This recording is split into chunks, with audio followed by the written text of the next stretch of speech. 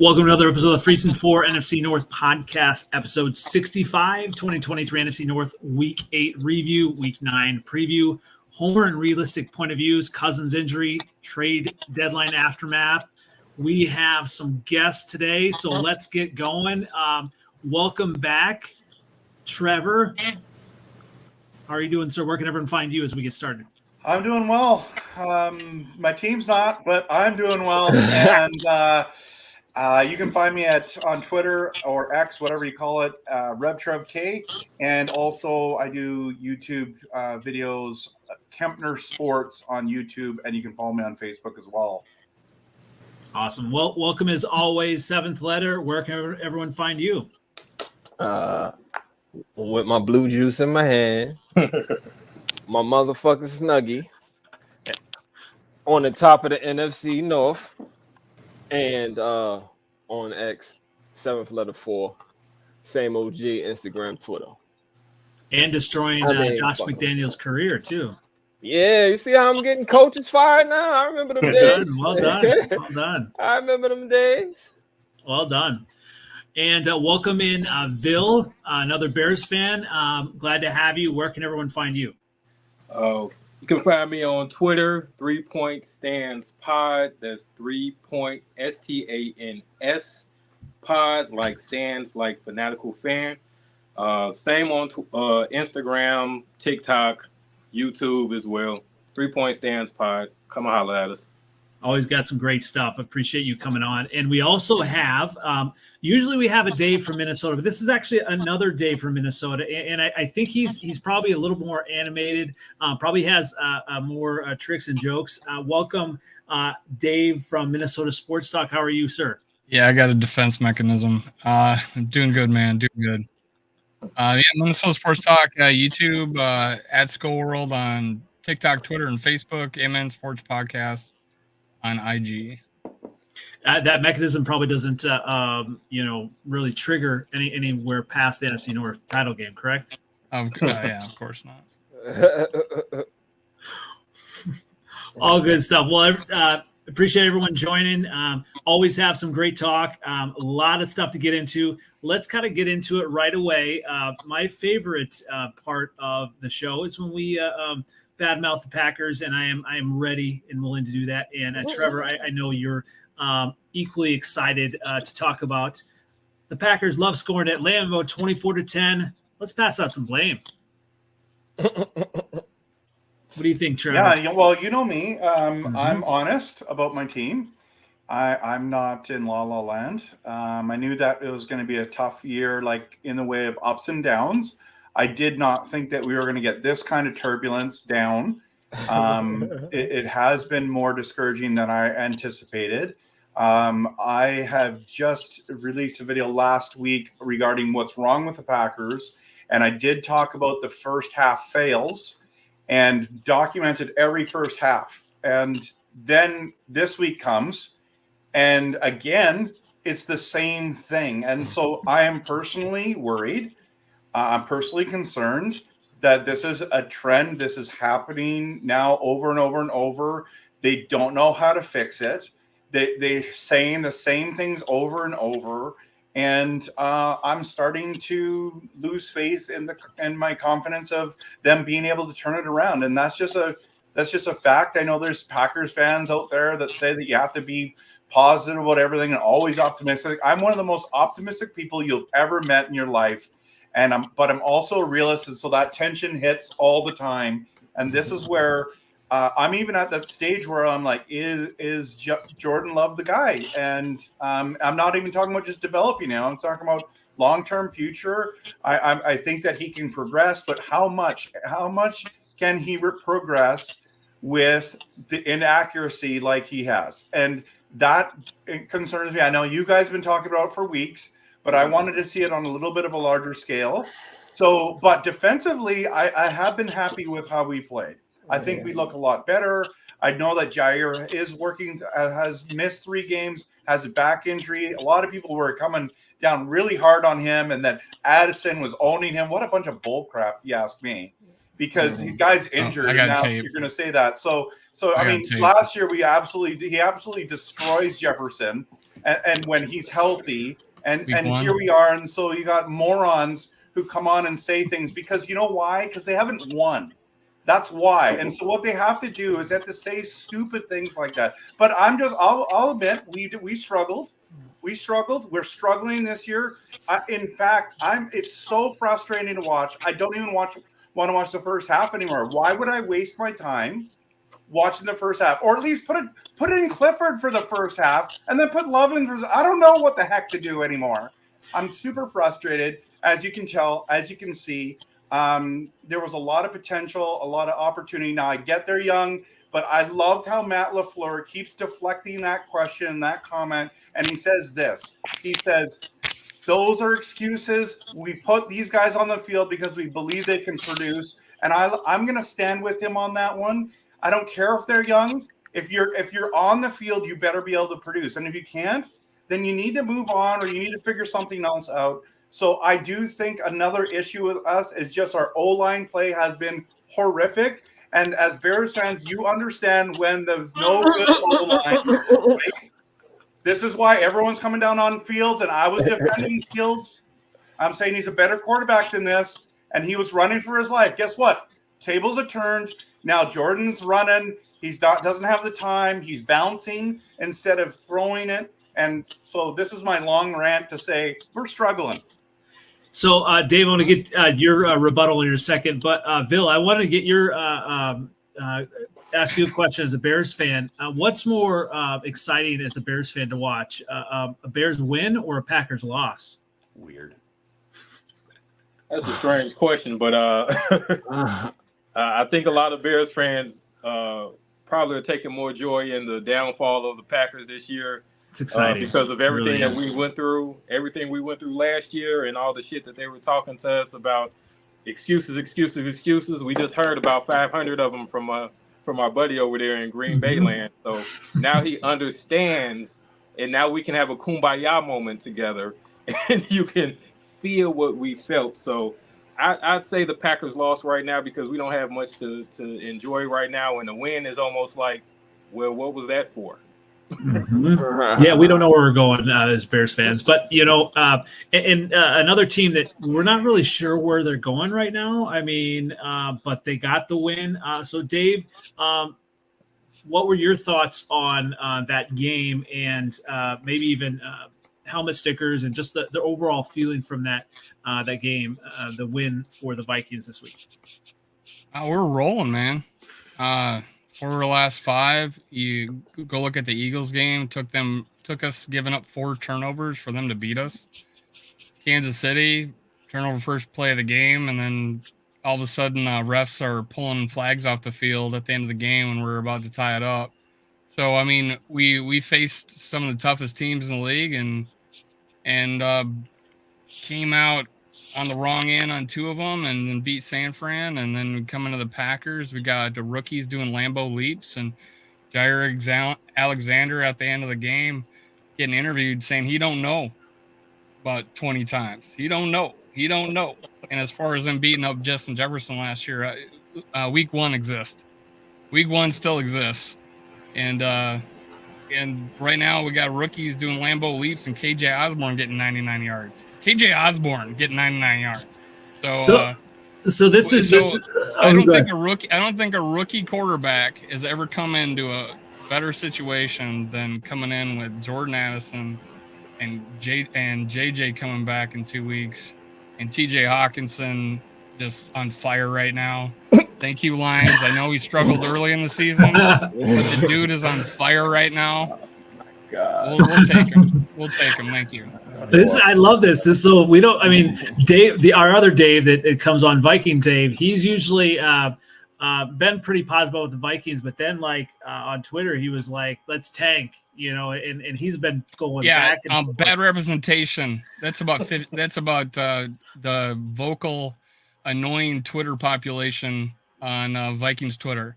Viking Twitter is gold. I gotta say. Every time I do a poll, it's 75% positive. Let's go for it. Win every game. Those are the guys that bleed purple. So obviously, Kirk Cousins. I don't know, Dave. Sounds nice. If he wants to tank, he can go tank. So, obviously Cousins going down was a tough pill to swallow. But you're still pretty positive with this Jaren Hall coming in and even the trade as well. The trade was just the fact that we do not want to see Sean Mannion ever see the field again. I think everybody in here would probably be agreement. They would not want Sean Mannion on your team. He holds a mighty good clipboard and the 7-iron for Kirk Cousins on the golf field or on the golf course. But I don't know. You could have we brought Dobbs in because of our original backup quarterback is on the IR right now. And I think I never seen two guys bro hug and high five as much as they did for a 5th-round pick as they did for Jaren Hall in the war room. So they have a lot of faith in him. We love the fact that we have a mobile young rookie quarterback that was very productive in college, and hopefully he can show something. So I remember actually I was at the draft this year. I was actually on the draft floor about 5 feet from the stage when that Jaren Hall pick went, and I was like, that's interesting. We'll see if he actually sees the field or if it's what happens this year. But it's throw him in. If Jefferson comes back, I think it's a better situation. It's hard to really kind of say 3-0 without Jefferson, by the way. Say that again. 3-0 without Justin Jefferson. Well, there was word, hey, now the book's out. We know what Kirk Cousins is without Justin Jefferson. We do 3-0. I don't know, Bill. It's crazy. That's how dangerous we were until that Achilles tore, man. 3-0 without Justin Jefferson. Bill, about you, but let's go to the Bears. But it's kind of sounding like some of the Tyson Bagent truthers over here. What were your Bill? What are your thoughts on Tyson Bagent and just what happened this week versus the Chargers for the Bears? I told everybody, wait for it, and I'm not down on the kid. It's not about the kid itself; it's about the overall offense. Really, to be honest, the offense isn't really clicking just yet. We have our moments here and there, obviously with Justin Fields doing the 2 games of 8 touchdowns total, 1 interception, it was getting on a roll, but a lot of that stuff was, Justin Fields being Justin Fields. So when Bagent came in and threw for 162 and everybody acted like we had a Super Bowl champion quarterback against the Raiders, who just fired everybody, I told them to pump your brakes. Just wait a couple of weeks and you'll see exactly what the Raiders are. I was at that game, matter of fact, and attended the tailgate, which was thrown by Chicago Nick of Just Another Year Chicago podcast, and we witnessed a bunch of bullshit, a bunch of Raider. Max Crosby couldn't get home. He got 1 sack, and it just looked like basic football, just a lot of flats and running the football, like that old school football that Bears fans claim we don't want anymore. We want to be more like Detroit or be more like the Packers 2 years ago. Not this year. I'm sorry, trash. Or even the Vikings last year. So Tyson Bagent, I'm glad that happened. I'm glad eyes opened up against the Chargers of all people, because everybody was like, he's going to cut up. It's going to be a 300-yard game, and he's going to supplant Justin Fields with his game, and he supplanted on his face, basically. So let the kid cook. Let the kid cook on the bench and learn the game. He's obviously got to get out there versus the Saints. I thought Justin Fields might be back, but let him go out there. That's going to be another game versus a harsh defense in a harsh environment, and you're really going to see. Now everybody's going to be like, oh, let's get back to Caleb Williams. That bullshit. So what I don't like either, and I don't know how much Chicago radio you listen to, but they talked about big time about how the coaches, in some of the production meetings, they talked to Chris Collinsworth, and we, whether you like Chris Collinsworth or not, how he was going on in that broadcast about what Justin Fields can learn from Tyson Bagent, and just the conversation of he doesn't get that from just out of nowhere. Obviously, talking to some of the coaches and how they really want to coach Tyson Bagent more than Fields, and it's there's a lot of things that we can go into, but even just that is evidence enough. This coaching staff needs to be gone. I don't know how many more weeks you keep them, but at the very least, at the end of the season, right? Yeah, I mean, I'm okay with them staying to the end of the season or whatever. It's already halfway through, right? Mm-hmm. So at this point, there has to be an evaluation period. Like, obviously, they're being evaluated all year, but we hear posts like even today where, I got into it with a few Twitter folks where they were saying that Poles is double downing and he's going to bring them back and all these different things like that. But I don't really see it that way. I feel like there's 9 more games and there's a possibility that everything falls back on its face, nothing improves, and then at the end of the year, Poles was just trying to be nice. Poles was, basically just trying to get through the year. There's so much bullshit that we've been through already with coaches being fired, with all type of nonsense going on, all type of different storylines and controversy. So obviously he's going to show some sort of support towards Eberflus with all the things going on so that there's some sense of normalcy between their relationship, because then that'll be another controversy. So I'm okay with them talking like that, but with the mindset that, bro, in private, you got to get this shit together or you out. And if he's gone at the end of the year, if Getsy's gone at the year, I'll be fine with it. There's nothing that they've shown me that makes me want them to stay. Like, I don't have a problem with Eberflus himself. He's a good guy. Seems like he's a good integrity guy, good football, rah-rah coach, but he's not putting in anything out there that impresses me or that has shown me that his head coaching ability can take us to the next level. Yeah, I mean, you can be a good defensive coordinator, but definitely not a head coach. And we have Alan Williams, your defensive coordinator, go down and now, get fired. We still don't know the whole story on that. And now this week as well, if everyone's been paying attention, the Bears fired their running backs coach, HR issue. We still don't know anything about that, but and that's right on the head coach as well, because these are supposed to be his guys. He knows who they are, and that's their responsibility. And so, when this stuff happens, let alone with all the losses, the worst in history. This is the worst coach in Bears history. Absolutely. Jesus Christ, you were very nice. Although y'all should never want to see him again. He has like a career 1.76 win percentage. I think most of us, I think the Vikings fans, when they hired him and Poles talked about winning in the North and never getting it back, giving it back, and they signed Eberflus, and I think we had the whole NFC said who. Well, even the Bears, we said who. Yeah, so, that's why I was saying who. Yeah, I had to look it up. Oh, that's the coach, defensive coordinator. Oh, okay, all right. I'm not going to even lie. I'm always pro whoever steps in first. Pro right. What's going give on. Give him a chance, right? Yeah, I give him a little bit of a chance, and even through last year, he had nothing. There was absolutely nothing. But this year, Poles gave him a whole lot to work with, from defense to offense. DJ Moore, Edmonds, Edwards, rookies on the defensive line, and now he has Montez Sweat. So, which I'm sure you'll. How'd you feel about that? I was just curious. Sorry to. No, that's a great question. Yeah.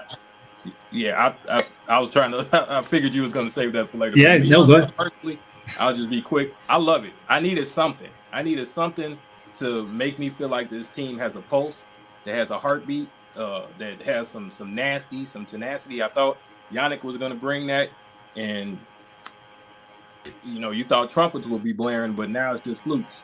Every time he's running us, that's all I see is flutes and wind. He's not getting to the quarterback. There's no pressures going on. There's no rush for anybody. Any quarterback, they just look like veteran Tom Brady standing back there. I'll just wait. You can franchise them, so you have that in your pocket. But if you confident him keep staying there, they can. Yeah.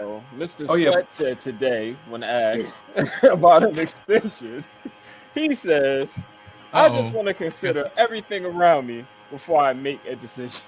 Yeah, you're gonna. That's smart. Him. Yeah. All right, so then today you're firing your running backs coach. That's the second coach that nobody cares about getting fired. the two that need to get fired, it's still there. Yeah, So but you on the gotta take that into Mon- consideration. You know? I'm sorry, but on the Montez Sweat front, he did the very first question that was asked about the extension. He said, "My agent is actually handling it." Mhm. So that was the very first thing he said. He looked Yep. tired. Probably He a looked good jet idea. lagged. He looked like he was like, "Bro, like what Where the am hell is I? going on?" You know, just like anybody else that just got traded and I had to went make from a- make Del plans. Rio So- to this shit. So a couple things on the Sweat stuff. So it sounds like Poles really wants to get a deal done, and obviously he has to get a deal done. If he doesn't, it's worse than the Claypool thing fiasco. So obviously the second round pick is a tough one for Bears to kind of fans to look at because of the Claypool stuff. But the one thing I was hearing today as well is that. The Jalen Johnson stuff, right? Like, he sounds kind of like pissed off, right? Like, and imagine, how Poles is going to have to deal with if they get the Sweat deal done, which probably will happen before Jalen Johnson.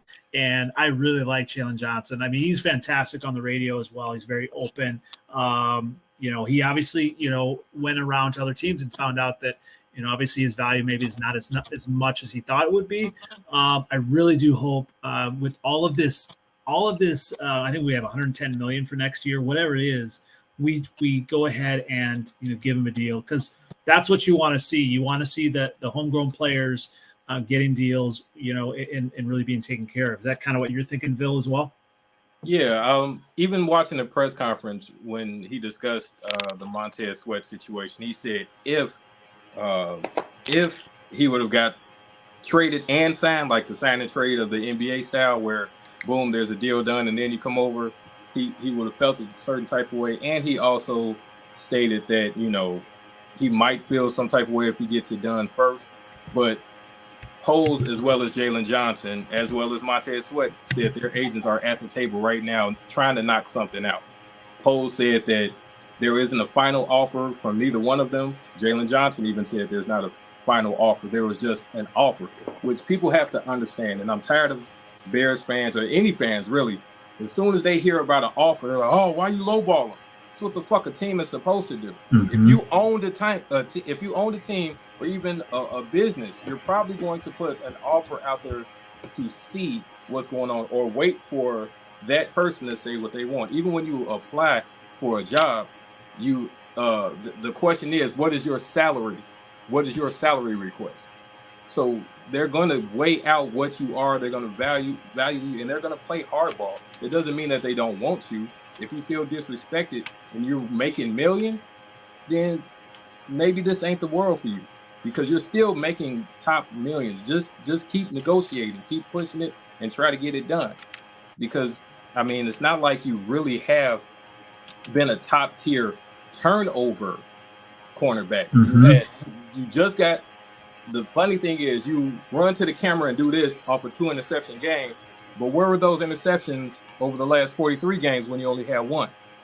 So I love Jalen Johnson. Don't get me wrong, Bears fans in the chat and people that'll watch this later on. I love him. He's one of the top corners. He shuts down, guys like Devontae Adams occasionally and other number ones. He does great at coverage. But we're just now seeing you attack the ball and get takeaways, and that's what really gets guys paid. So just sit at the table, calm down, don't be cocky, be confident, know your worth, but just sit down and get it knocked out. I say I like Jalen Johnson, but when you look at the other side, like I really like what Tyreek Stevenson is going to become. Like, you have to at least try to keep the two together, and try to keep. I mean, there's so many other holes, that Bears need to fill. This is one you don't want to lose. That's true. You gonna pay him $20 million? Hell no. Fuck. That's Sorry. what Is this the cussing show? My bad. No, yeah, absolutely. That's what he wanted. I think he found out from other teams that was way out of line. Yeah, and that's why Poles was. If you heard Poles today in the pressers, he was like, He said, I allowed him to go out there to take a look and see what was out there and survey, so he can come back and let me know. And that's pretty much the way it goes nowadays. You let people, when the trade request, Sure, go ahead. See what you're worth. I'm telling you, we probably already tried or probably been on the phone or hearing calls already before you even had a trade request. So we know what people see you as. Just like they wanted a 1 and Pose was like, people wasn't willing to give up a 1 or early 2. So that should let you know on the other side, they probably don't want to pay you as a top tier either. Well, speaking of top tier, let's move on to the unfortunately the Lions are top tier right now in the division. So 7th letter. What about that Raiders game? You ended your team ended a whole regime in I almost said LA in Las Vegas. So hand out some helmet stickers. Jahmyr Gibbs on your helmet sticker list? I told you he was coming. I told you. That boy was looking crazy out there the other day, man. That young boy, I hope he stays healthy because he looked great.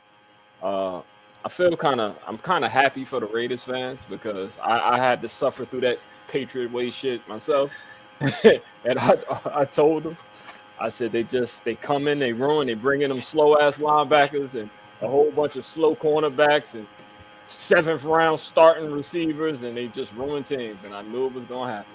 Patriots record 195, 281 losses, 2 ties. That's the record of assistant Patriot coaches. Like, they're horrible, and they're not head coaches. And thankfully, we relieved them.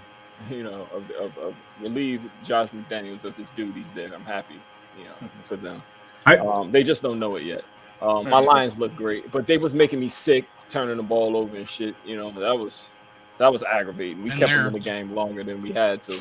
But, I was saying, does that worry you a little bit? I mean, especially eventually facing the Bears. I mean, the Bears beat the same Vegas team 30-12. I mean, they dominated. That game was easily a 40-7 game. Like, we kicked it. They couldn't do nothing with us. We just the fumble in the first quarter. That's stupid. When his weak ass arm tried to throw it out of bounds and they got pick 6. They cheated us with the fumble in the red zone. But whatever. They're gonna always cheat us. But we're good enough to overcome when they cheat us now. So it's all right. It was. I was just happy. We looked really good. Like the thing with when you're a good team is that you make the bad teams look bad, and we made them look bad. So that's what I want to see. I know it's like we didn't beat nobody, but you made them look like as bad as they were. Well, you got the W. I mean, that's part of it too. That's all I care about, man. That's all I care about. We won. It's over. I sit atop of the NFC North by what am I? 3 games? 2 games now? 2 games? 2 games up. So yep, we still control our own destiny. Yeah, well, we go ahead and have fun with Mr. Hall and Dobbs season. That's about to happen. That's going to be great. Well, I still can lean on that JFK, was the last guy to see your playoff win. So, wow. Wow. I was here. I was there. I was alive. All right. I saw it. So I was on the couch. he didn't miss their last playoff victory. No, I was there. I was there. It was 1991. I remember. I was gonna say Dave shooting a shot with a JFK reference. Oh, that's all right. Y'all ain't getting no soup. Y'all ain't go to no Super Bowl either. Hey, the last time I think we lost to you guys twice back in like 2014. I think it was. You made the playoffs. So Dave, what is the realistic path? Obviously, as a fan, you want to see Jaren Hall do well. What is a realistic path you see in the keys to the Vikings beating Atlanta this week? I'm actually glad we traded Cleveland, so they're not gonna put Reisner back on the bench. We got him for a reason. Offensive line is the best it's looked in a decade. Same guys, but they're gelling together finally. We got 2 bookend tackles that are top 5 at their position. So we got an offensive line. We just been putting the wrong running back in there. Alexander Madison is not the guy. Cam Akers is a ball player, and Ty Chandler needs to see the field. That guy is a lightning bolt. and he saw 0 touches in this last game. Dude's averaging over 5.5. Ran back a kick, but if it wasn't for a holding penalty by a rookie. So, I mean, we got weapons. Hopefully this forces KOC to stop doing the veterans get the ball and whatever, and just put the best players on the field, much like sitting Jordan Addison getting 22 snaps in a game against the Bears. I think it was against the Bears. I'm like, what the hell? I mean, this guy is... We got a 1A, 1B situation with our receivers moving forward. Jordan Addison is the real deal. It reminds me heavily of like what Diggs was when he entered the league. We have a habit of this. We didn't dress Diggs the first 3 games of his career. Thielen didn't start a game until his 4th year. Who else? It's been other situations. We didn't start Adrian Peterson the first 2 games of the season. So we have a habit of doing this crap. So just put the best players on the field. Now we do have to change the game plan, and that's what our defense is much better. We're not the same defense as Donna Shell. We don't say Donatel with Vikings fans. We say Donna Shell. It was the most god-awful, historically bad defense I've ever seen of any NFL team. We're not the same guys. We got guys stepping up. I don't know if Cam Bynum has just been all over the place. He looks like freaking Superman out there. We never would have thought that. We thought he was on the bubble coming in this league, but then you got Danielle Hunter, 9 sacks. He's the same dude. Just guys stepping up. Jordan Hicks probably having his best year of his career. We are a little weak at corner, and honestly, our D-line was a worry, but they're actually been playing a hell of a lot better. We played 20 guys on defense this last game. We didn't do that shit. He's building up a competition, and if the Bears need a head coach next year, you might want to look for Brian Flores. No. I don't know. I don't know. I like Brian Flores as defense coordinator. We've tried that, right? We need some offense. I don't know, Bill. I was pretty happy when we got Kevin O'Connell.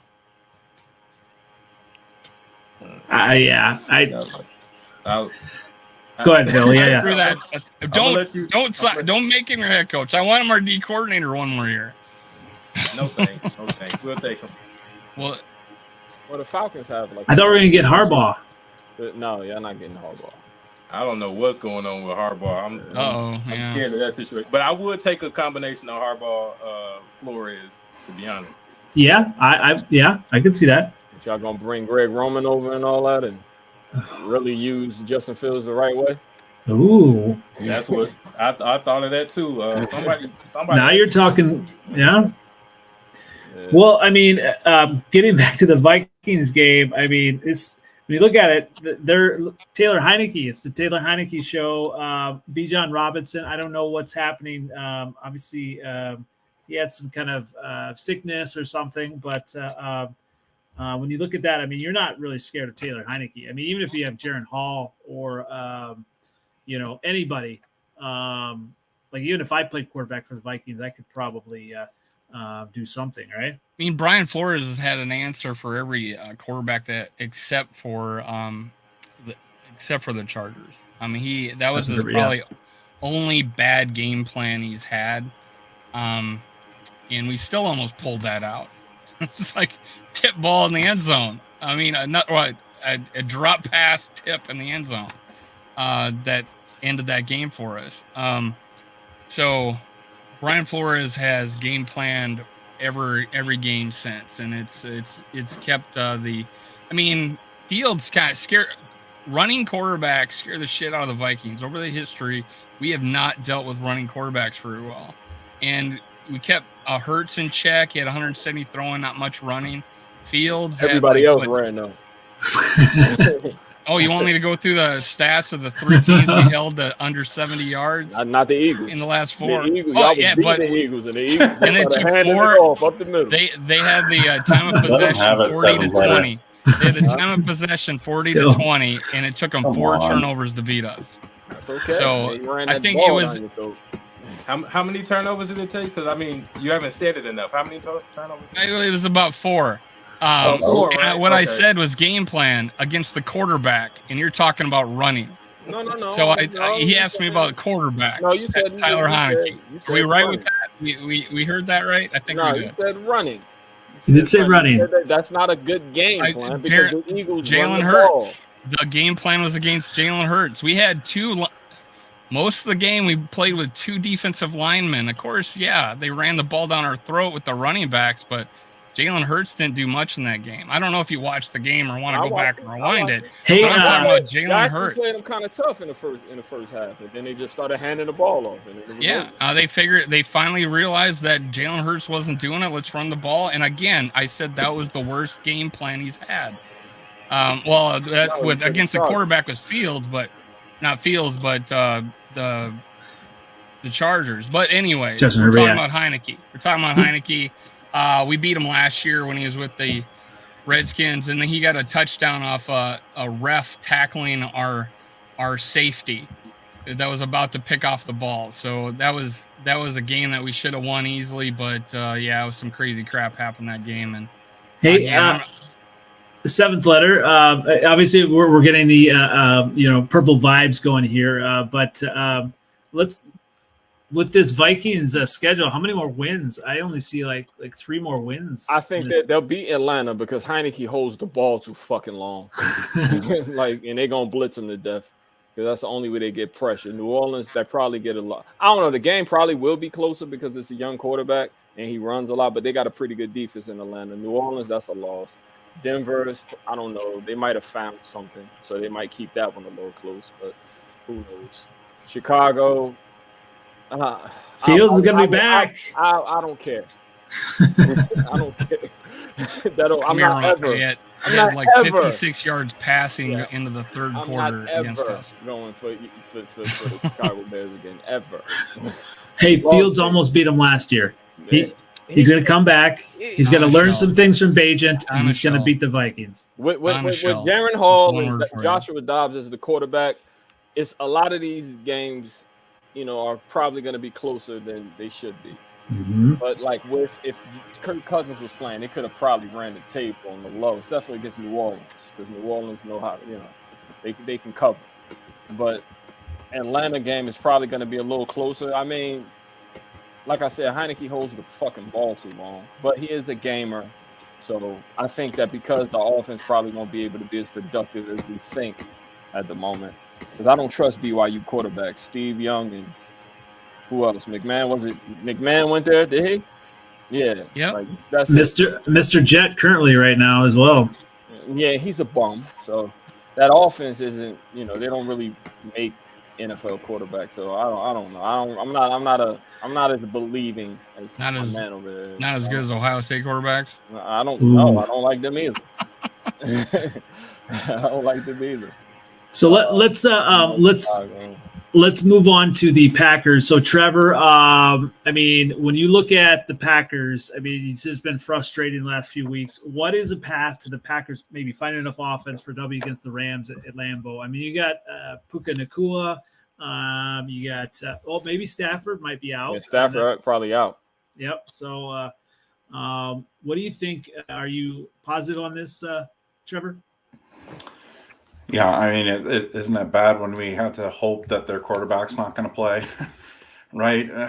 The Rams should beat us because they score points in the first half. You know what I mean? They have good wide receivers. They're finding a bit of a running game now. I think they're solid. I think they're going to beat us on Sunday. Now, if they don't have Stafford, that could be a different story. We could get some pressure, but we still have to score, and that's our biggest problem is we don't score. So, we had to have 18 points in the fourth quarter against the Saints to win the game after scoring 0 the entire game, the entire 3 quarters. So it's really discouraging to watch. Now, granted, last game we had a number of drops and a number of terrible penalties that were penalties. I'm not blaming the refs for it.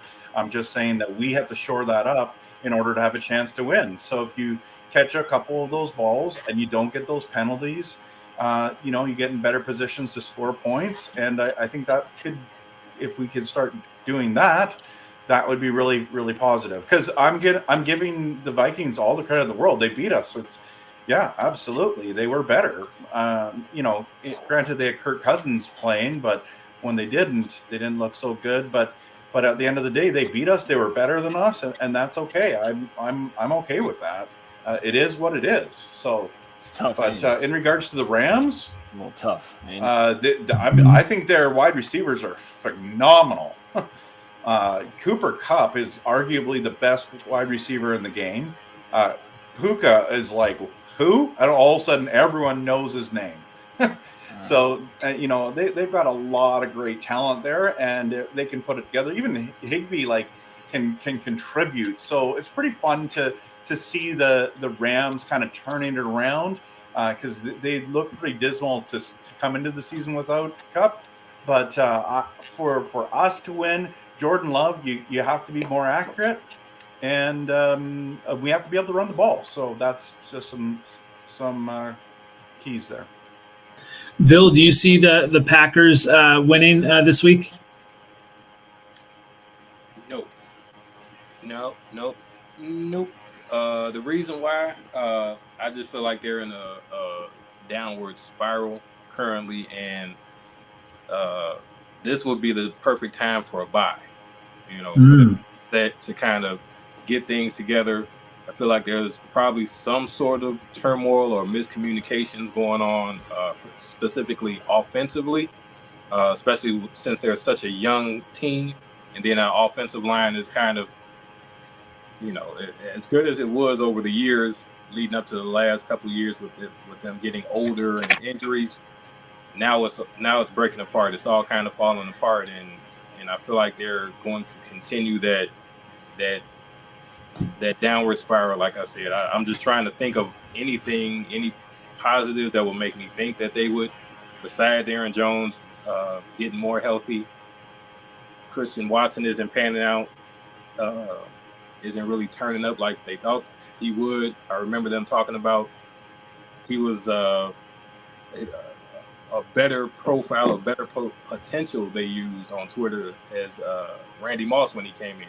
Athletic profile and things of that nature. Like, I wouldn't put that on Shorty like that too quick. Like, let's relax, pump your brakes. Just like they thought Love was going to be the next Hall of Fame quarterback. Pump your brakes. Like, it's not going to happen 3 times in a row.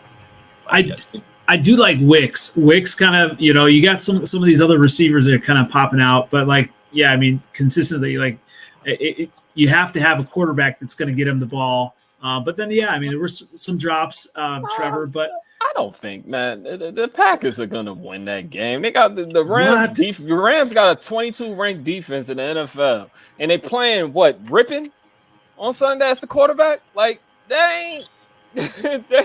The Rams ain't gonna be able to move the ball. Just because you got good receivers don't mean anything if you don't have a quarterback. You see that on the Bucks. You see it on the Raiders. You see it on a bunch of teams. That don't mean shit. Just because you got good receivers, it means nothing. Nothing. This could really be a 14-10 game, to be honest. Right. It's going to be like the Giants and the Jets on Sunday. That shit. But that's why the Rams could beat them. Jordan Love is better than Rippin. He's better than Rippin. He is. We've seen quarterbacks be better than other quarterbacks and lose. The Packers got the 11th ranked defense in the NFL. The Packers got a good enough defense to stop them. Did Patrick Mahomes, I'm sorry, I'm thinking about the Bulls. Goddamn. Did Pat Mahomes just lose? And who did he lose to? 14-9. Pat Mahomes had COVID. Did? Right. Mahomes lose. He had COVID. He was sick. That's right. What? He was sick. And he was sick as a division game. It's different. It's different when they're in a division, too. Like, in the division games, anybody could win unless the other team is really bad. To the Packers' defense, Jordan Love just had a little bit of accuracy issues against us and some really bad drop balls. So a lot of times. I'm not dead on Jordan Love. Not yet. Wow. Okay. Now he does need to get his, he throws a terrible deep ball. Mm-hmm. He, get that he was really off on the deep balls, but those couple of those receivers were wide ass open. The receivers are dropping Reed, and they dropped a whole bunch of his passes. Even when he threw the interception against the Raiders, there was 2 drops on that last drive. Like, they steadily dropped the ball on him. It's not really him. I mean, that doesn't gain your confidence either. He needs to work on that deep ball. I mean, I haven't seen him play too much. I just saw our game against him. Yeah, so Dave, just a heads up, that's what he's done all year. Mm-hmm. And so work on that. So people, thanks, Captain. But the drop balls, the drop balls, if they were caught, they would have got you back in the game. Yes, for sure. But here's a couple things about the drop balls. Some of those drops were because he threw it behind or he threw it too low. So never mind, Jordan Love sucks. But then there was others that he hit the guy in the hands or the numbers and dropped it. So the combination of the both, he is not a great deep ball thrower. Nick Teddy Waller Bridgewater came in wasn't here and either, talked man. about that a while ago. And it's just a fact right now. He needs to figure out how to do that. I don't know if you can teach this guy. I'm hoping you can. I've been very positive about Jordan Love is better than Brett Rippon, yo. All right. All right. I'll give him the benefit of the doubt and say yes, I agree with that. And the penalties really killed you guys. There was a lot of sloppiness. And we haven't done that a lot this year. Here's what I would worry about for the Packers is Aaron Donald, right? I mean, Brett Rippon may not be as good as Jordan Love, whatever. But Aaron Donald coming at Jordan Love, I think Packers should be wearing brown pants. He'll be good. He's gonna be on the field all day though. Yeah, keep that in mind. But I look at this and Trevor, and obviously you know me, I like to go against the Packers here. I look at this schedule and I said this beginning of the year in offseason, this is a tough schedule. If they don't get wins, I mean, you talk about going against Aaron Donald, T.J. Watt, against Khalil Mack and the Chargers that might be a little bit winnable. Chiefs, Lions. That's a L. I mean, getting to the Giants might be the only win there, and so when you look at this schedule and the way Jordan Love has Carolina? Oh, damn.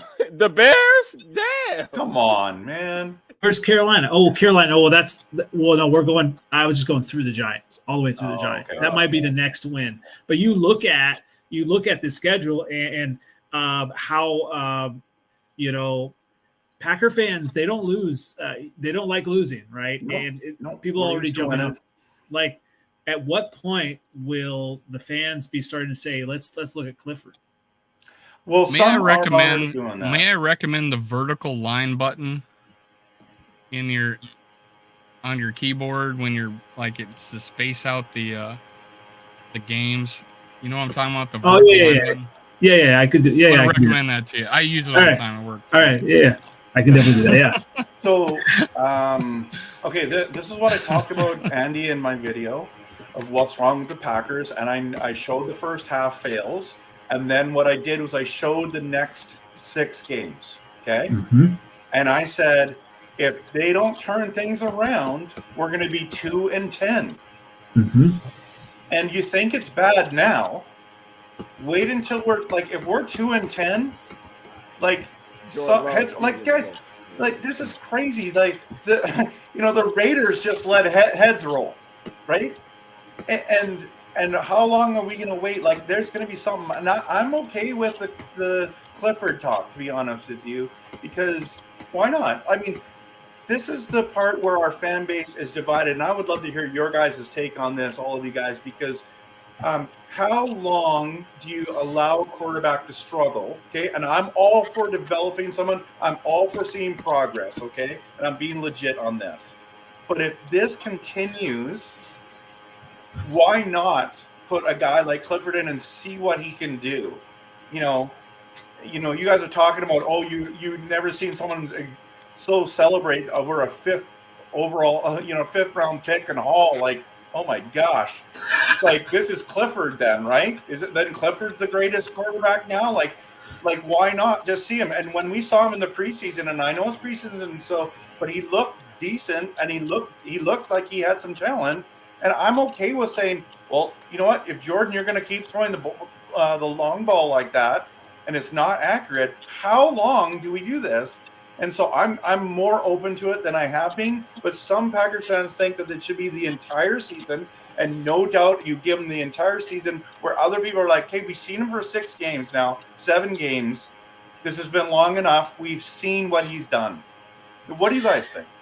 Well, just a quick thing. How much is it? Like, I know, like last year, the Chicago was struggling really, and then they changed their offense to fit Fields last year. I don't know if they didn't try it this year, but Fields started balling. Does your coach adapt to a different quarterback? I mean, you've been having Aaron Rodgers forever, so. Yes. Is your guy like saying, "Hey, Jordan, he can't do this, so let me do something else"? Because, I mean, there is obviously athletic ability there. Totally. Yeah. Okay. So let me answer that for a second, because he believes in him. He has not wavered on Jordan Love, but it's like somehow they're not prepared to start a game, but in the second half they look good. So it's like, why can't we? That was true in our. You did look better. Yeah. Yeah, so this is what I'm saying. It's been 7 weeks of this, 6 weeks of this, and it's like, so you know how to play him in the second half. How come you don't know how to play him in the first half? Your adjustments are excellent. I don't know. He's not Aaron Rodgers. No, he's not. I'm not comparing him to that. What I'm saying is, dude, everybody, all Viking fans compare Kirk Cousins to. He's not Patrick Mahomes. Like, no shit. Nobody else is either. No, what I'm saying is they're used to. I'm not cracking on you. I just we experienced that too. They're used to a certain caliber of quarterback, and it's just like it's the patience that you have to. You got to be a little patient. You got young receivers too. That doesn't really help much either. So it's not a true leader on offense over there. So Bill, I was going to bring Bill. I want to bring you in here in a second. But so. For correct me if I'm wrong, but with Justin Fields this year, the coaching staff in the offseason, they worked on and they changed his footwork, and so it wasn't like they've got this certain offense and they've been trying to mold him to that offense, and that is when things have gone awry that way, and why I've been out on Getsy this year, but. A lot of times now you got these coaches who are gurus, offensive gurus, and they think that their way is the best, and they don't recognize the talent. And that's a lot of when you look at Chicago, a lot of the problems is we got coaches that aren't recognizing the talents from the get-go. We had all off season. You get Fields who showed all the talent, and you're not doing any design runs. You're trying to make him into what he's not, rather than using a little bit of both. And so. Bill, what are your thoughts on kind of what the coaching staff has done with Fields, and then also kind of what Dave was asking about, with the young quarterbacks and letting them, fail and how, or even what Trevor was saying as well. Well, with the young quarterbacks, you mean like when he was speaking about Clifford coming in and maybe getting a couple of games in?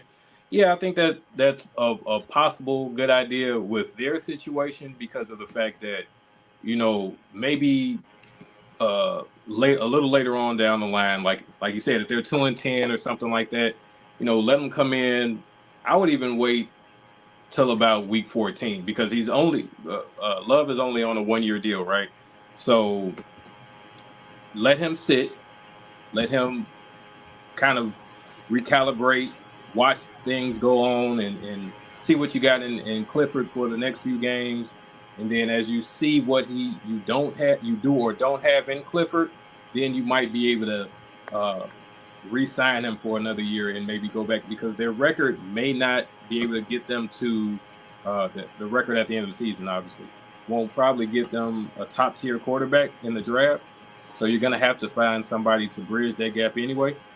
So I would give Clifford maybe that. I think you had the schedule of it was maybe Tampa was week 14, and then on was like Bears and I forgot who the last team was. Carolina. So I don't have my separators out yet, but so probably around that, just after because they're gonna get beat down by KC. So Maybe not. The vertical Maybe not. lines. Yeah, I don't have those yet. So They just recommend them. You could feel free to use those. Well, yeah, if you want a coach that's gonna, taper his offense to the players that he has, come to Detroit, man. Drinking the Kool-Aid. We might end up taking Brad Johnson anyway. We might. So Ben Johnson, taking your OC. Ben Johnson. Brad Johnson. I think Ben Johnson. I'm sorry. I think Ben Johnson is gonna. I'll take Brad Johnson as the quarterback coach. Whoever get Caleb Williams, they're gonna. That's where you're gonna go. So They better not seventh get letter. Caleb How long Williams. do you think Jordan Love should have a leash? Talking all season? Week 12. Oh, yeah. Week 12. Yeah, I would 12? say Week 12. week 12 to Week in 12. between week 12 and maybe week 14. They give Clifford those last few games. Yeah. Especially if they're terrible. Like if they're two or if they maybe won one or two more games. Yeah, absolutely. Well, so crazy story is Goot came out saying what he said today about Jordan Love, and like the whole fan base is up in arms. It's like, why are we upset? It's like, what have we seen yet that has been that? The problem is it makes him look bad. Recap what he said today. Well, basically, he's just saying like, where they're going to be evaluating and you know what I mean. Like it's just like we might not keep him. We might move on. Well, first of all, why in the world would you say that right now when you need the guy to start playing better? He said that. Yeah, he just said it today. And it's like the worst timing ever to say it. And it doesn't make him look good. It looks like a total moron. They doing saying that. It's his call to bring Jordan Love in. When he brought Jordan Love in, he passed on a wide receiver, and then Aaron Rodgers went back-to-back MVPs. Yeah. So, These guys won't draft a first-round wide receiver. well, that's right. So what I'm saying is, well, it would have been second-round guy. Was it T. Higgins that we could have got? I can't remember. Was it Jefferson? I don't know. There was someone there that we could have drafted. There was someone there, and we should have, but we didn't, and we took Jordan Love, and then we went and took A.J. Dillon, he's been like okay, but he's been a bust. Change your offensive line, your blocking scheme to a regular blitz. Stop the zone run for him. He too fucking big, yo. Exactly. Yeah. Like stop. Y'all gotta taper the offense to the players that you have. You know what I mean? Use Aaron Jones and those 100%. zone blocking schemes and all that. But when it comes to him, pick a hole. That's it. I don't know about you, Vil, but it's hard to fathom that this Packer team beat the Bears so bad in week 1. But then it's crazy because Bakhtiari came back for that game and now he's done for the season. So like I think that offensive line, that's probably an issue.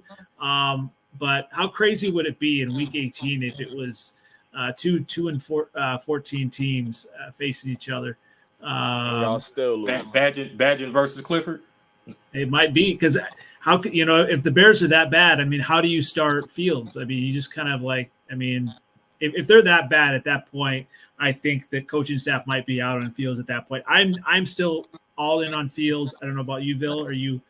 Absolutely. I know there was a 2-part to your question before about Clifford, and I wanted to kind of get to the part about Fields. He absolutely has to come back. Maybe not on that same level that he was with the 8 touchdowns to 1 interception. But obviously, if he can play consistent, if he can get the ball out quick enough, pseudo Tyson Bagent without the Chris Collinsworth bullshit, just kind of get the ball out quick, keep yourself safe, keep the offense moving. If they can also, like we spoke of, go back to tapering the offense to him a little bit more so that he can get comfortable and get in that rhythm where he can get some runs, some bootlegs, and some short throws to kind of get it going, and then kind of mix in the game, the games with the Denver Broncos where our offense was running well in the Washington versus the Commanders. If we can get off, at least the offense can be consistent, maybe get to about maybe 5 to 6 wins, then I feel like he's going to be able to return, even if they just pick up his 5th-year option and then play out next year and get him more comfortable with the new weapons that he has. The offensive line finally gets to gel together because that's all new and moved around and configured this year. And then we can see where it's going. But like you said, if we're at 2 wins, as much as I love Fields, and I'm not saying that I wouldn't want him back, but I pretty much can say that they're going to can that. They're done. They're done with Justin Fields. That's done. It's going to be done. If he win 5 games, y'all win 5 games, y'all, he's done there. I don't think that Collinsworth shit was all on Collinsworth. That's probably that's kind of what I was saying. Yep. You know what I'm saying? Like he's talking to polls, he's talking to the offensive coordinators, and they probably just speaking so glowingly of Tyson Bagent and not Justin Fields. You know what I'm saying? That the one that they crowned this offseason. If Justin Fields is done in Chicago, he's leaving. Yeah, but I agree, but it depends on how the 5 and the rest of the losses look. The 5 and 12, because you can still, if he still balls out, like we've seen last year where it was 4 to 5 games in a row where we had 30 plus points per game, and we lost those games, or we lost the majority of those games because the defense gave up 34, 35 points per game. So that would mean that if Justin Fields is averaging maybe 250, 2 touchdowns per game, something very much more significant than what he has been, throwing 250 to a couple 300-yard games in there, 3 touchdowns here and there, but they still lose. We obviously know what the real issue is: the defensive coaching, as well as Matt Eberflus getting his defense ready. So we know who could be kicked out after that. But if he's balling out and if he's playing efficiently and he's showing drastic improvement, 5 wins could still bring him back on a 1-year deal, like a 1-year or a 5th-year option type of deal. It's 3 people that ain't gonna be Bears next year: Justin Fields. What's number 11 on your team? Mooney, and Velus Jones. Oh, Velus Jones should not be this week. Two out of 3 I can agree with. They are gone. I don't understand this. So what? He throws 4 touchdowns 2 games in a row. Everyone thinks he's the greatest thing, and I'm a believer of Justin Fields, so I'm all in. But I don't understand this. So he gets injured, and now you're done with him? Like, well, so that's a Lions thing. That's a Lions fan, right? That's a Lions fan. I think I think the whole Collinsworth stuff. 4 touchdowns 2 games in a row. Right, and I think the whole Collinsworth thing, it's more an indictment on this coaching staff, right? If they're going to float that out, if they're not going to be recognize that Fields head and shoulders talent-wise above Tyson Bagent. And Tyson Bagent, it's a great story, right? He's got, that talent to be that a solid backup quarterback, but he does not have the talent of Fields. It's more of this offensive coordinator, even with the Bagent, with this last game, just some of the things like they weren't getting it to Mooney at all. Like, targeting, Darrington Evans, like on some key plays, right? Those type of things. Like, what are you doing as a coaching staff?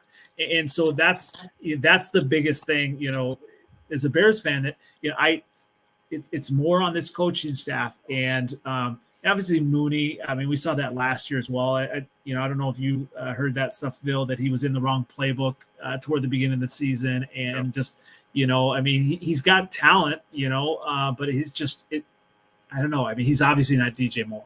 But also to speak to Fields not returning and what you're saying about the offense and how it looks, and at times there's bad configuration, there's bad personnel groupings, there's bad route combinations and all of that. If you put the Vikings game, since he's been hurt, Vikings game, Raiders game wasn't a passing game. It was all run. If people really want to talk about Bagent, great. He did great for a rookie coming in, deer in the headlight, wasn't looking like that, looking like a veteran, just getting the ball out. It was nothing superb. It was nothing 20, 25, 30 yards down the field. Then you look at the Chargers game, debacle. And then if it's another debacle versus the Saints, then you got to say it's the offense, because y'all crowning Tyson Bagent because he can get the ball out, he can read defenses, he can do the basic things, the game manager stuff. So if it's another debacle where it's a 30-7, 38-0, or something crazy where there's no offense, especially with the passing game, then people are going to really start seeing that maybe it's not just Justin Fields. I get it that he has to improve on getting the ball out. The drop back definitely has to improve because nonchalant in his drop back. But if he comes back after sitting and watching, I think that's why they're holding him out so long, to allow him to like, hey, take a break, champ, take a break, chill out, relax. What? Just listen. Relax, George. Yep. Just remember 1991 and feel yourself. So I think that's what it is. I was a senior in high school. I'm not saying that they're sitting him back like, oh, we believe in you, champ, you whatever. I think they're just like, pay attention, like really just sit back and watch how some of these things are supposed to go, and really talking to him about his drop back, his getting the ball out, and just really preparing him to be of a healthy mindset for one, as well as a healthy body, because he's been through so much. He's been so rattled. He's likely seeing ghosts. So these 3 to 4 games of missing time and being able to sit, relax, breathe, and watch things go on and see what not to do and what to do, then he comes back. He should be able, if he doesn't come back, I'm not saying tearing up the league, but he should be able to come back and be more successful and come off of those 2 games where it looked like things were clicking for him. Obviously, the Minnesota game, Brian Flores can mix up a lot of people with his defenses, with his schemes, his hidden coverages. Speaking the truth. So can I say something about that? You guys are coming in with Fields throwing for 600 yards and 8 touchdowns, and people were telling me how we were gonna, like we needed to worry, and then he had like 50 something passing and like 30 yards rushing when he went out, and then Badgett took over, he threw for 100 yards. But yeah, that was a game where Brian Flores just was great. Why for some reason KOC throws the ball 19 times. Well, and that also is on the coaching staff as well, though. Like from the beginning, they knew that they were going to be throwing these different things, and just some of the play calling and just schemes, and just that's why I'm out on the coaching staff. But here's a good question from TJ Baskerville. Justin's playing style compared to some of the other quarterbacks that would replace him. I know the big thing's been Caleb Williams, but you watch him. He's smaller than Fields. Right. And he has a lot of the same, issues in the pocket. And so, the other one obviously is the guy from North Carolina. And I'm not really on most North Carolina quarterbacks, but he might be one. But, looking at this, so here's another question from Rosie. The problem is if Chicago's picking Caleb, why re-sign Fields to a 1-year deal at that point? You just move on and maybe get an experience with that. Trade him. Get something for him. It hasn't happened yet. So this is the only way Fields doesn't come back next year. Is that you guys go and pick Caleb Williams, right? That I'm with you. If you go and pick Caleb Williams, Justin Fields is getting traded to somewhere else, right? It has to happen. Exactly, but that's the only way. In my problem hasn't occurred. Like if you look at the Bears' schedule from what they did, okay, so he threw 4 touchdowns against the Broncos, lost by 3. They scored 40 points in his 40 point, against the Commanders. They won that game, and then he didn't play. Did he play against the Vikings or get hurt? Yeah, like a half, then got hurt. Yep. Okay, so then you only scored 13 points, and then you scored 30 against the Raiders. Like, are we like what the heck? And his running the ball, it's not Bagent, right? Right. And then the Bears scored 13 this week. Why would you stick with Bagent over Fields? They don't trust Justin Fields, yo. That is true. They don't have anything better. That's what I'm saying. They don't trust Justin Fields. They don't let him. When I watch the Bears, do what he just did versus Denver and Commanders. Because the Denver and the Commanders is weak. Everybody knows that fucking Del Rio drops that safety. Was that an NFL game? No, but that's different. They just like traded their whole team. It's not a good team. 2 really good players that were amazing. They were good players. They are. Did they not have all right. They're all right. Defensive They're line? all right. They got their defense is 29th in the NFL. They're all right. The defensive line. They're all right. The Washington Commanders defense is ranked 28th, 29th in the NFL. 29th in passing, so the pass rush can get in there. I think Fields helped with that. So exactly, Justin Fields played well that game, but it's sporadic. He plays well, he sucks. That was two back-to-back. That was two back-to-back games. It wasn't really looking good against the Vikings.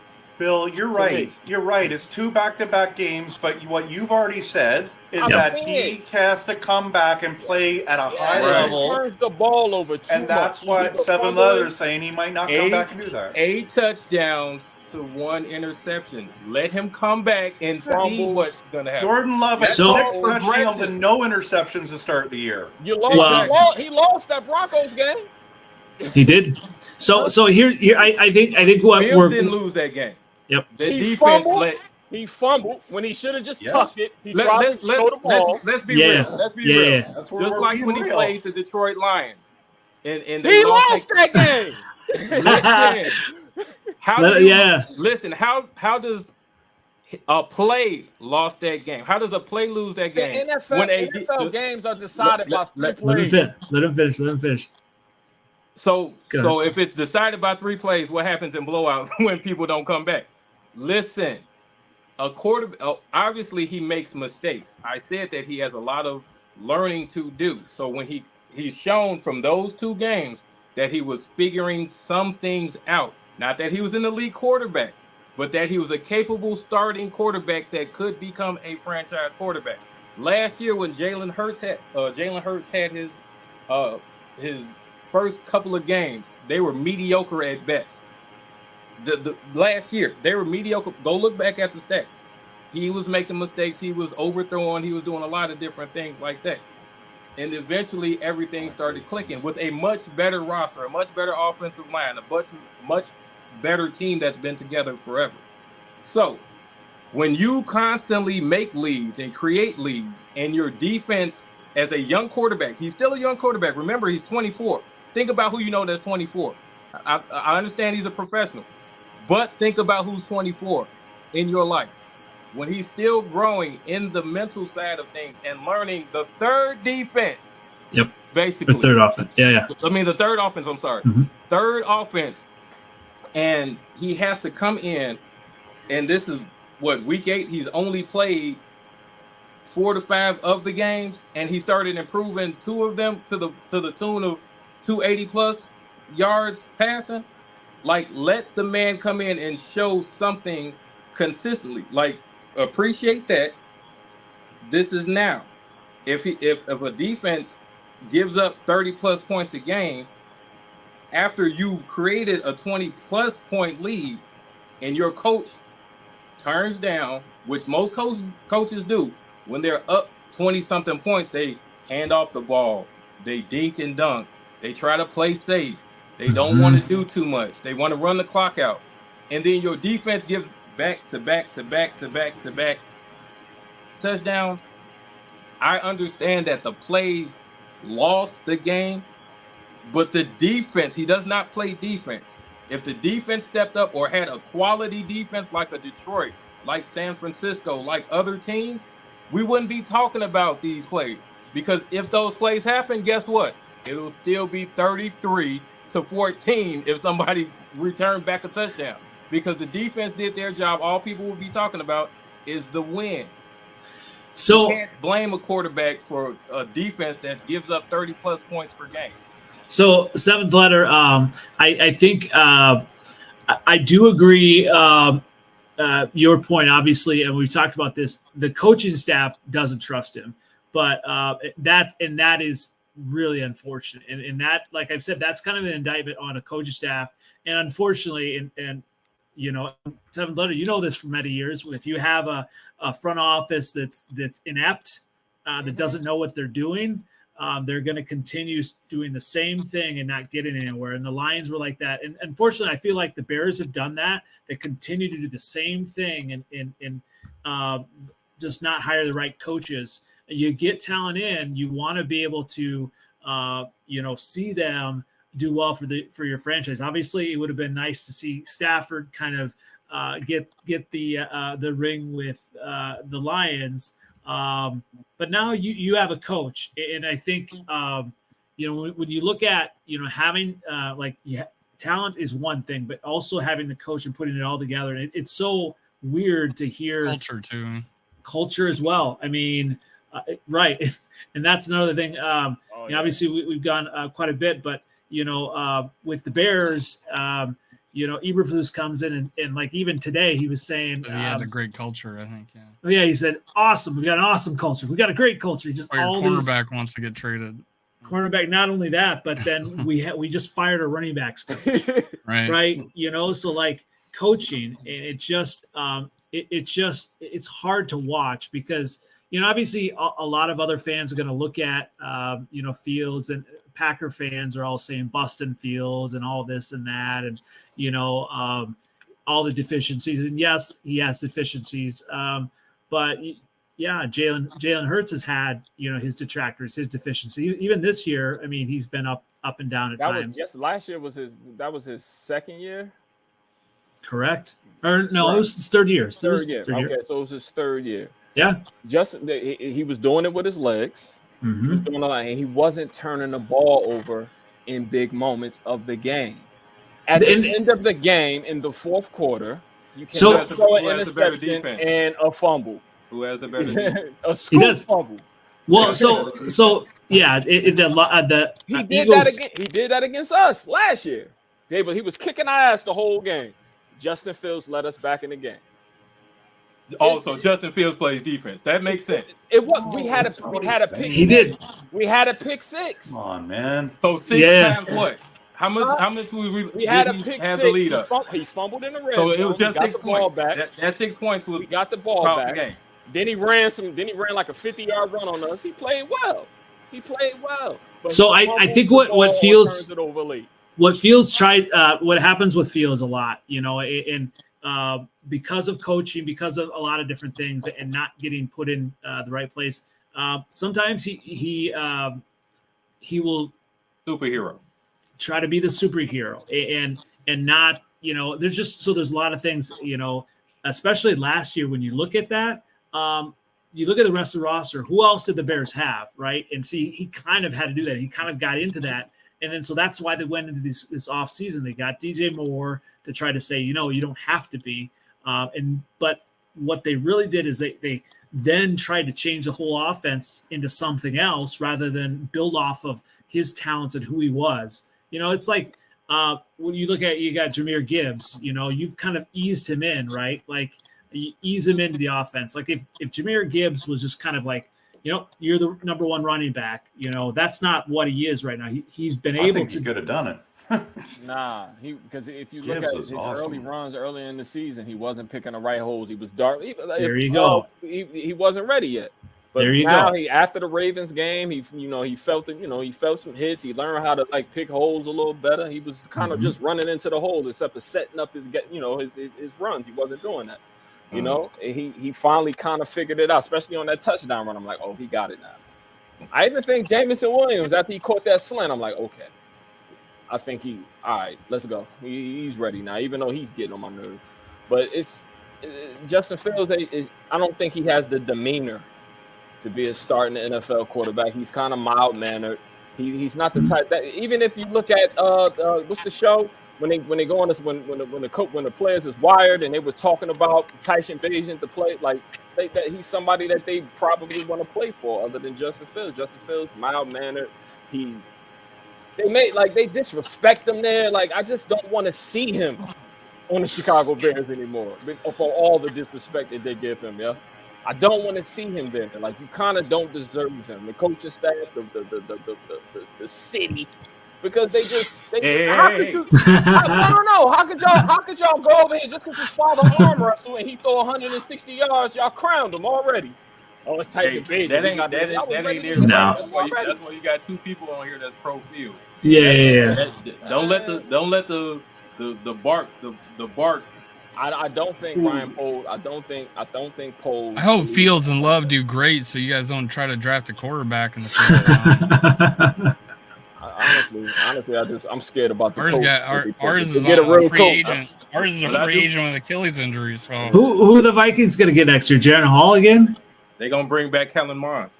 Oh, the one they said was better. Yeah, everyone's been saying Cousins is gone. Have you been saying that, Dave? No. In fact, today the press conferences made it sound like he's back, as long as the price is right and he's healthy.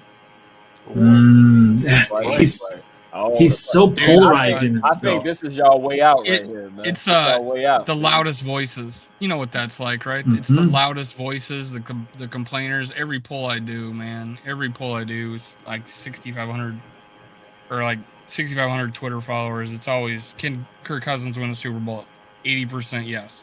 Can such and such, can Kirk Cousins draft a QB? It's 70% Kirk Cousins. I give them hard choices, and it's always them choosing Kirk Cousins. So it's the loudest voices, the tankers, the oh my god, there's hate, absolute hate. I think they hate him as a person.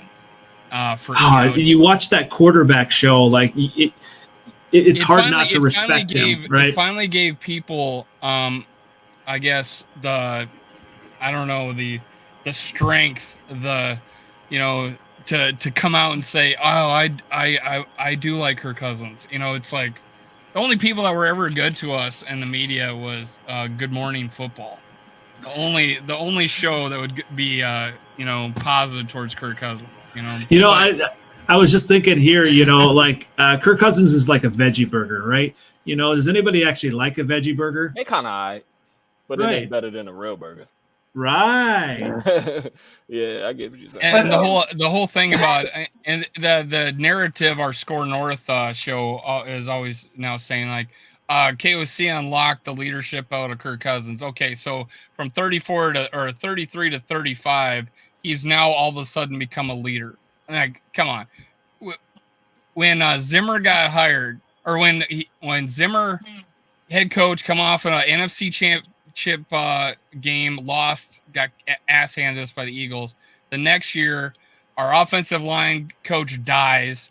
We had one of the worst offensive lines in the league in 2018. Our D coordinator is D Filippo because our offensive coordinator went to the Giants, and so he's got the. I just took us to the NFC title game, and then what does he do? We sign Kirk Cousins, and before he even puts on a uniform, he's dogging him to the media off the record at the freaking combine.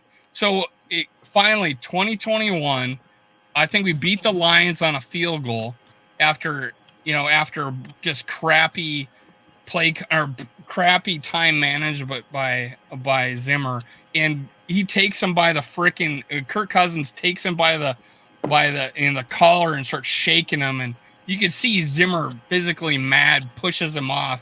We had to have Patrick Peterson come over and keep the peace. And ever since then, he's won over the Vikings. Zimmer gets fired. Kirk gets extended. Comes out and has 2 back-to-back awesome years. 5th in passing, 5th in touchdowns last year. This year, 1st in touchdowns, 2nd in passing. It just... There you have it. That's all you needed is just get rid of the guy that's been dogging him the whole time. I agree. So, I think Kirk Cousins is very good. He's underrated, but the facts are in when the lights are on, we know that he doesn't win that game, and that's okay. Fourth quarter comeback victories in the fourth quarter. Led the league in scoring in the fourth quarter last year. What I'm saying he leads the league in fourth quarter comebacks in the last 3 years. That's great. Awesome. That's awesome. And then you say that when the lights are brightest, listen, it's beat San Francisco, bro. Played his ass off, 364 touchdowns against the Eagles. You're literally going to argue this? This is the dumbest argument ever.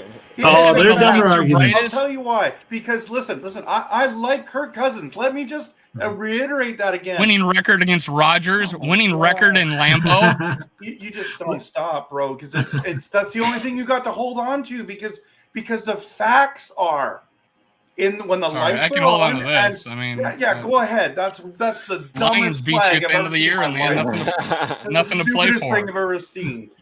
But listen. At the end of the day, when everyone was saying you're a bunch of frauds and you made it to the playoffs, Kirk Cousins was the quarterback, and I wish Kirk Cousins would have won for his sake, right? Because he's talented, he should get more respect. But at the end of the day, they lost.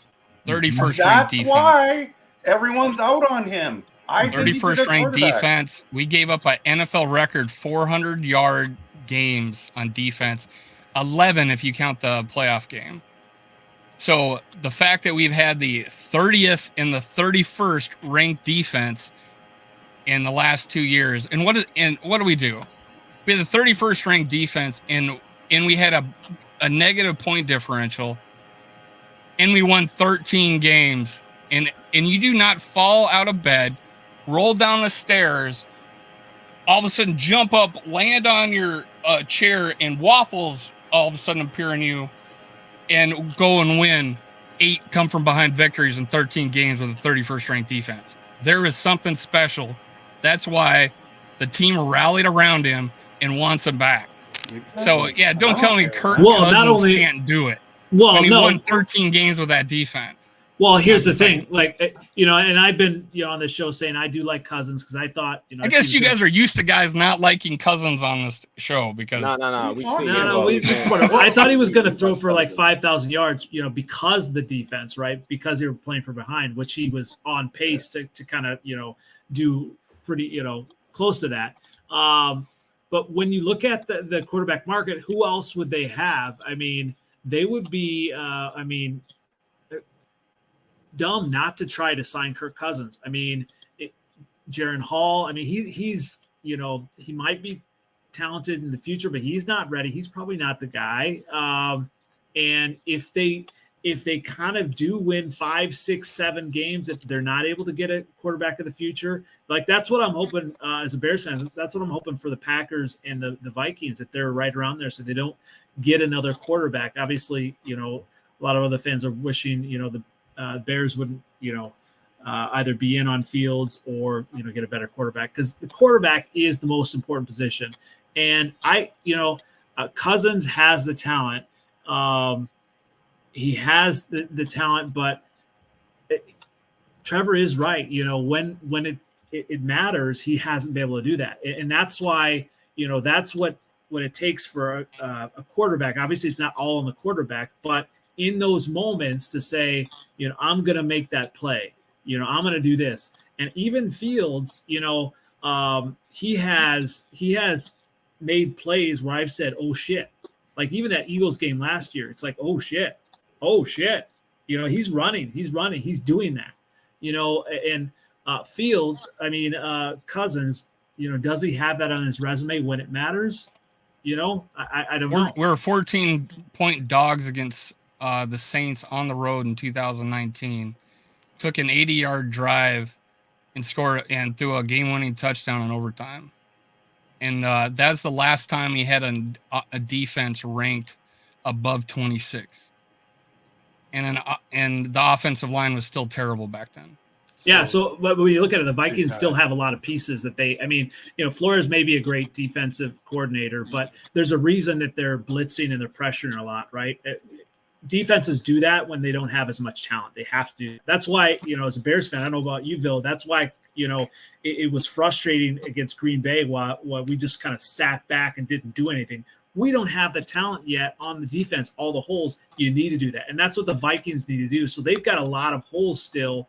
Like, even if Cousins comes back, are they, Cousins away from getting to the NFC Championship or Super Bowl? They've got a lot more holes. Jefferson, obviously he's talented, but I don't know. What are our holes on offense? On offense? Offensive line, maybe?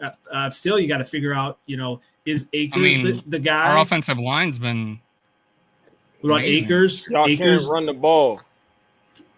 Because we're playing the wrong player. We're playing freaking Alexander Madison right now. Well, Akers had 9 carries, 17 yards on Sunday. Do you have the right coach? That might be a thing too. So there's a lot that goes into it. But Bill, you have a great one. Not many players compared to Justin Fields' combination of speed, size, and deep ball. And he has had obviously some accuracy issues, but he's also played some really nice balls as well. I know that a lot of detractors will say, well, he can't do that. He has done that. And obviously not every pass is perfect, but yeah, whoever would replace him likely wouldn't replicate his play style with the Bears if they keep Getsy. He's just not ready. Are you kind of right on that, Bill? Yeah, I feel like if I wouldn't mind him being replaced, obviously, even with Eberflus to get them both out if we don't improve. Get a coach that if you keep Fields, get a coach that can. Jay Cutler even came on. I forgot what show he was on, but he was saying that they need to continue to tailor and taper the offense to Justin Fields' play style. But if you are, if they do keep Getty, I do have a feeling that obviously if the record doesn't improve, if Justin Fields doesn't improve, there's going to be a pocket-style quarterback that may have some mobility, a la Tyson Bagent, just at a more higher-end prospect, whether it's in this draft or the draft in 2025. So that's what I feel. I feel like the question I believe I was answering was from TJ Baskerville, who was asking the person that replaces, I believe. I'm trying to find the note. I'll pull it up here. Yeah. There's the one before that, but I think she was just asking about whoever replaces Justin Fields, will they have kind of similar play style, or what quality would they have that? And I don't think they would. They wouldn't look for another Justin Fields.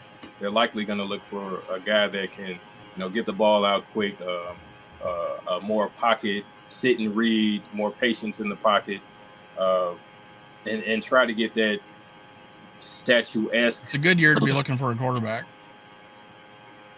Yeah. In the draft, I mean. Yeah. There's quite a few. I mean, especially with the capital we have. So I'm not gonna say I'm 100%, sure we're gonna keep Fields. Like I said, even if, I'll even kind of fall back off of what I said earlier. Even if it is 5-6 wins and he improves, I can't say for a fact that this staff will want to keep him. Another. They ain't gonna be here. They getting out of there. That's the hope that the staff will get out of there. They're not gonna stay there. Yeah. Yes. This the big dog. Back on the Vikings stuff, narrative, the Vikings wouldn't have been different last year if their defense was even average and not an atrocious mess.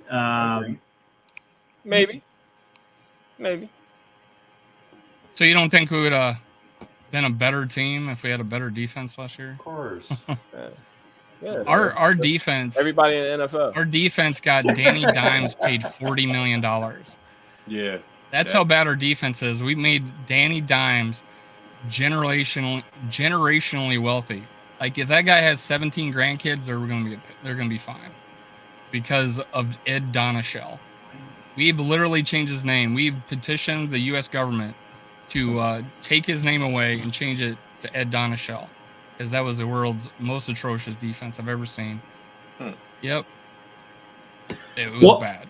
Well, a lot of speaking of stuff that wasn't bad, this show, I appreciate everyone. It's been amazing. Lots of great stuff. Lots of great banter. Always appreciate guests coming on. Thanks again. Dave, where can everyone find you? Minnesota Sports Talk on YouTube, at Skol World on Twitter, TikTok, and Facebook. And one dude that does not post at all has my at Skol World on Instagram, so I had to change it to MN Sports Podcast. All good stuff. Hey, can I do a fun fact? Go ahead. The Packers have won 15. The Bears have won 5, and the Vikings have won 8 division titles since the Lions won their last one. And the Buccaneers have won as many division titles as the Lions. Fun facts. It is. You might got it this year, man. You might got it this year. I ain't no Mike. What? Guess what? They're gonna win the division this year, and guess what? He's not gonna have a stupid flag on his wall, dude. Are you kidding Says the me? guy with less division titles than the Vikings. Oh my god! You were that bad in the 80s and 90s. You were that bad in the 80s and 90s. It took 2 Hall of Fame quarterbacks to make you guys relevant again. Yeah. How many quarterbacks are going to want to come to Green Bay that weren't forced to? What's he gonna say when you play him 2 out of 3 weeks in a row? 7th letter. You're gonna beat the shit out the Oh Vikings. my They god! are. It's gonna be a bloodbath. I was, Trevor, I was almost sticking up for the Packers. I just can't do it. I mean, although I was in Mankato, during Donovan McNabb Viking years. So I didn't know the Packers liked the Lions so much.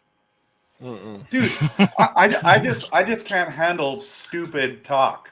So if you want to like go, yeah, you're like we're "Yeah, name the Lions calling have now, been man. terrible for years and years. Oh, and years. it's all good stuff. I'll Everyone, low ball, low fruit, bro. and something about Dave's and Vikings Right? to getting Trevor going. We're getting Trevor going. Well, This is, it's a Packer thing. I don't Like know. I understand. Like I'm all with you. I'm complimenting Kirk Cousins, and you still talk like that. Are you kidding me right now? You complimented Kirk Cousins by saying he couldn't do it when it mattered. He can't. Nice compliment. Good job. Everyone says Best that. Everyone you watch, yes, in the mainstream media, says that. yes. You're Seventh the letter. only guy that I know that does not. You say got that. guys like Clark have been dog shitting him all year, now praising like him the and guy. thinking he's freaking Jeez. Kobe Bryant. My Seventh letter. Because they know their narrative was tired. Oh yeah, and it's so awesome. Dude, I just He has gave a you good 15. game. He has a top Should I 10 go back? thing on his What is thing. it? Like top 10. But the Lions did have more division titles than the Packers. That's awesome. And So seventh letter. I don't up think we've until they got Brett Favre. Wonderful. seventh letter. I don't think we've gotten Trevor going this much. Since just when I'm on man. Twitter about his Jordan Love I stuff. know. I like it. I love it. I love it. It's good to see. Well, I definitely appreciate Vil, you coming on as well. Always bring great stuff and a lot of great stuff on social media. Where can everyone find you? They can find me at 3 Point Stands Pod on Twitter. That's the number 3 point stands STANS pod stands as in fanatical fan. They can find me there on Twitter, Instagram with that name, as well as TikTok and YouTube. Ooh, TikTok. I just breaking news on there. Just breaking Good news. stuff. Good I'm stuff. not out there hitting any of these joints. Don't expect me to be wah, wah, wah. I've been out there. Trevor, I'd pay to see you dance. How about that? Dance over the Jordan Love. It's good. I mean, I did film when we did the comeback. That was pretty fun. It was epic. So, Where can everyone find you, sir? just Kempner Sports on YouTube. It's good. All good stuff. And seventh letter, I gotta let you have the floor at the end. Where can everyone find you? You can find me at the top of the NFC North, man. And on my boys show every Wednesday night, bitch. Talk your shit, 7. Yeah. I feel you. All good stuff. Thanks again, everybody. Everyone brought it tonight. Once again, it's Freezin 4 NFC North Podcast. Like, subscribe, comment, follow everyone on social media, and let's have a great week 9. Thanks again, everyone, and we'll see you next week.